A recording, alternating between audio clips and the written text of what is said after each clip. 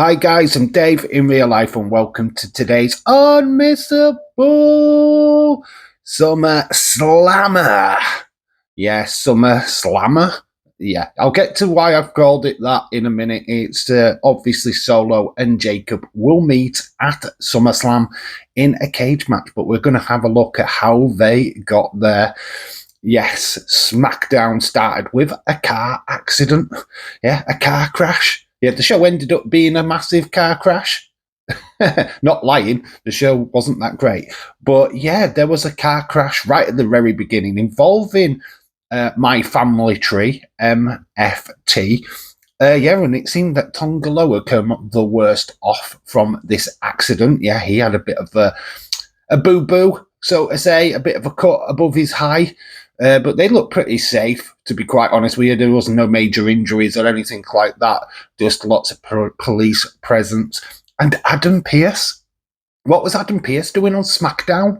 Yeah, apparently Nick Aldis is on holiday. He's taking some time off, so Adam Pearce was taking over. Yeah, his first day in charge. And there's a car crash outside in the car park. Is this NXT car park? Question mark. Anyway, as the show continued, the police wanted to question Jacob Fatu. Jacob Fatu was like, what the hell? Don't want to be with you fools. So Jacob Fatu went for questioning with the police. Obviously, it looked like Solo had pointed the finger at who the perpetrator was. So Jacob Fatu was under police custody. Solo would go into the ring and cut an in-ring promo, obvious with MFT, pretty much mocking Jacob Fatu, or at least saying like, oh my God, I can't believe he's just tried to run us over. What the hell? It did turn out that the police did turn up with Jacob in the car and they released him. He was free to go. The other evidence had come to light. And that he wasn't involved in this situation whatsoever. So Jacob would make his way down to the ring, pretty pissed.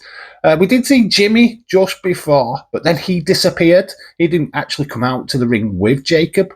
There's a good reason for that, is because as Jacob was coming out to face my family tree, Jimmy came through the crowd from the back. And amazingly enough, Jimmy and Jacob actually did a fantastic job of taking down MFT. And yeah, there was only really a moment where Talatonga looked absolutely impressive and did Jacob's spot. Yeah, we got a Jacob spot by Talatonga. Jacob did a suicide dive into Talatonga. Talatonga went into the announce desk.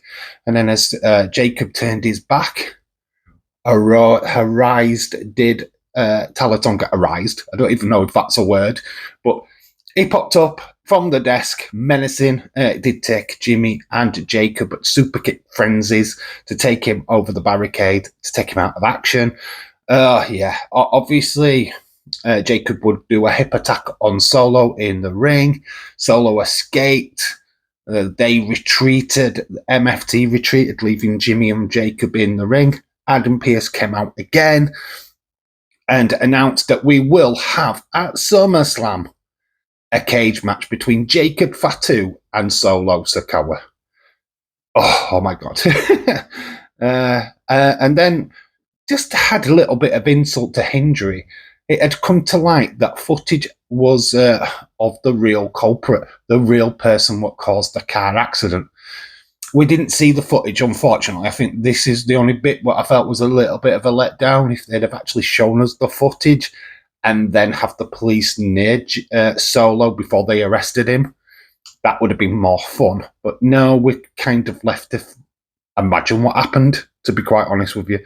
But yeah, Solo got arrested, was escorted out of SmackDown. So he left SmackDown in a police car. Yeah, this was a big part of the show, to be quite honest with you. This started with this literally finished before the Fatal 4-Way tag match. And of course, the old Cody Cena situation, which could be a separate video at a later date. I don't know. But everybody's talking about that storyline. I decided that we would talk about this one. Really excited to see what happens here, see how this match plays out. And as a bit of fun, yes, It is in the thumbnail, the title of the video, SummerSlammer. Imagine if they did do this. I mean, it's a what if scenario, of course, but they did SummerSlammer and it'd be Jake Fatu versus Solo Sikoa in a prison cell match. I mean, it's going to be in a cage match, so it's pretty very similar. But imagine them just going to a local police facility and doing that match in an actual prison. That would be hell of a fun, and would keep the other members of the family tree out, of course. They're not going to do that. This ain't Big Boss Man versus the Mountie, unfortunately. But yeah, it would be fun if they could do that as a stipulation rather than just being a plain-old cage match. We know that there's going to be mass interference in that cage match because there always is. The idea is to keep the eels out, but for some reason they always manage to get in. So, so yeah, obviously this was one of the major talking points of a very dull SmackDown. But I'm going to give you my Gunter rating. Here's Gunter. Yeah, Gunter was bored. He was just not happy with this SmackDown, and neither am I. It was we did give it a rating of about 5.5 in the end. It wasn't the greatest episode of SmackDown. I think probably this segment with Solo and Jacob saved the show, as well as the last part of the show as well. There were some interesting matches, but nothing what got it over the line. You know what I mean? It kind of plodded on. It was kind of just like, well, to be honest, it's a skippable episode. I think Austin 316 in the live stream got it correct, that it was quite skippable. You could just watch a highlight show and get all you need. There wasn't anything here what I thought was fascinating or interesting. You got a video package from the Wyatt Six, which, probably the only interesting bit of that Wyatt Six promo was the fact that you heard all of the members talk, which I think is the first time we've actually had all of them talking. So that was interesting. And yeah, Dexter Lumis can talk. He never shuts up. I mean, can somebody keep Dexter Lumis quiet, please? Anyway, I digress. Obviously, this video is about the match made for SummerSlam. It is going to be Solo Sikoa versus Jacob Fatu for the US Championship inside a steel cage match. I'm really looking forward to it. I mean, these two, well, especially Jacob Fatu, is absolutely a beast. And I think Solo Sikoa is slowly growing as the perfect heel. I kind of like his delivery of promos. It has took a bit of a time, nearly a year of persistence by WWE, but I think it's finally paying off. And yeah, I can't wait for this match. Other matches, we'll briefly touch on this. I haven't got graphics for them yet, but we have got a few other matches announced. Tag team match, Charlotte Flair, Alexa Bliss challenging the champions, Roxanne Perez and Raquel Rodriguez. Yeah, including this match as well, what we just talked about, the Solo versus Jacob match. So yeah, new matches added. The card is looking stacked for SummerSlam. We are back on Tuesday with another Unmissable episode. I believe it's going to be a Triumph from Wakefield, so look forward to that. And yeah, leave your comments in the comment section below what you thought of SmackDown, what you think of Jacob and Solo, how you excited for this match at SummerSlam.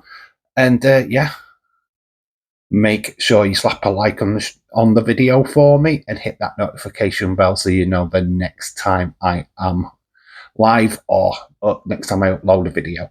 Anyway, I've been Dave in real life. You guys have been awesome. Until the next time, bye for now.